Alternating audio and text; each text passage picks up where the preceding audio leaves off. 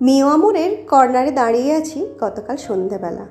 দেখলাম একজন বয়স্ক ভদ্রমহিলা, বছর প্রায় ৬৮-৭০ মতো হবে, শোকেসের সামনে দাঁড়িয়ে বলছেন, এসবের দরকার নেই পিউ, শোন না।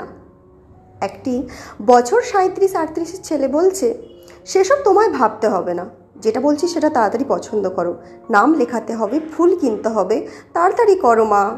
ভদ্রমহিলার চোখে মুখে অস্বস্তি, যেন কি ভয়ানক কঠিন সংকটে পড়েছেন। বললেন, তোদের যেটা পছন্দ নিয়ে নে না, দিনকাল গিয়ে এককালে ঠেকেছে। তোর বাবা বেঁচে থাকতে তো কখনো এসব করেনি, এখন এসব কেউ কাটে? তোদের যে কি হয় সব কে জানে। ছেলেটা বলল, তাহলে ব্ল্যাক ফরেস্ট নিয়ে নিই।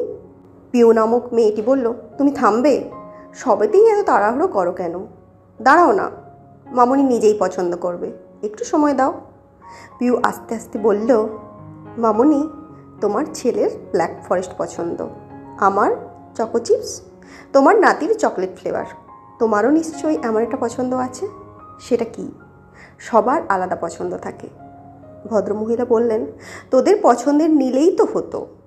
পিউ আবার বলল, মামনি, আমাদের তিনজনের পছন্দের 3টে কেক নিয়ে কে খাবে? তার থেকে বরং তোমার জন্মদিনে তুমি পছন্দ করো, আমরা সবাই কাল তোমার পছন্দের কেক খাবো। ভদ্রমহিলা বললেন, ওই সেদিন তুই আনলি না বাটারস্কচ, ওটা আমার দারুণ লেগেছে। পিউ একটা বড় সাইজের বাটারস্কচ কেক নিতেই ভদ্রমহিলার ছেলে বলল, ওপরে মা লিখে দিন। পিউ বলল, দুটোই লিখুন, মা আর বিনতা, মায়ের নামটাও লেখা হোক। ভদ্রমহিলার চোখে মুখে লজ্জা জড়ানো খুশি। মনে হলো বহুদিন পরে মা, ঠাকুমা, দিদা, মামি, পিসির বাইরে বেরিয়ে নিজের নামটুকু শুনলেন। পিউ বলল, এবারে মিষ্টি পছন্দ করে কিনবে তুমি, শাড়ি পছন্দ করতে আমি হেল্প করেছি, এগুলো নিজে পছন্দ করবে, বুঝলে? ভদ্রমহিলা পিউর দিকে তাকিয়ে প্রশ্রয়ের গলায় বললেন, সব সময় দস্যিপনা। আমি আমার জিনিস নিয়ে বেরিয়ে এলাম। তখনও পিউ আর বিনতা দেবীর খুনসুটি চলছিল। বিনতা দেবীর ছেলেও মায়ের হাসি মুখটা দেখছিল এক মনে। কে বলবে, ওরা শাশুড়ি বৌমা, দুজনেই দিতে এবং নিতে জানে, তাই তো সম্পর্কটা এত সহজ সরল।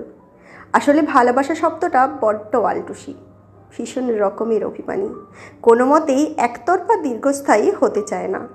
যতক্ষণ না দুদিকের মনে প্রবেশ করতে পারছেন ঠিকঠাক, ততক্ষণ পর্যন্ত তিনি কিছুতেই আবির্রঙা হবেন না। ভালোবাসা দীর্ঘস্থায়ী হোক, সম্পর্ক চিরস্থায়ী হোক, ভালোবাসা একমাত্র ভালোবাসাকেই চেনে। মায়েরা মুখ ফুটে বলে না অনেক কিছুই, কিছুটা বুঝে নিতে হয়। ঠিক যেমন জন্মের পর কাঁদলেই মায়েরা বুঝে যান সন্তানের কী চাই, তেমনি হ্যাপি মাদার্স ডে। কলমে অর্পিতা সরকার।